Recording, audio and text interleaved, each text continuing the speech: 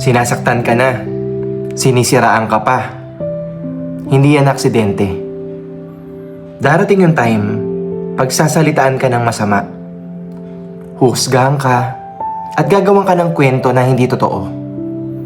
At mas masakit, ginagawa nila yan dahil pinili mong sumunod kay Jesus Christ. Pero sabi niya, magalak ka. Bakit? Kasi ang sakit na nararamdaman mo ngayon, may kapalit na gantimpala sa langit.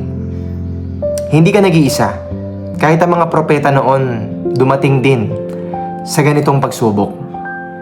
Kung inuusig ka dahil kay Jesus, hindi ka talo. Kasama ka sa mga pinili. Yung paninira nila, patunay na nasa tamang landas ka.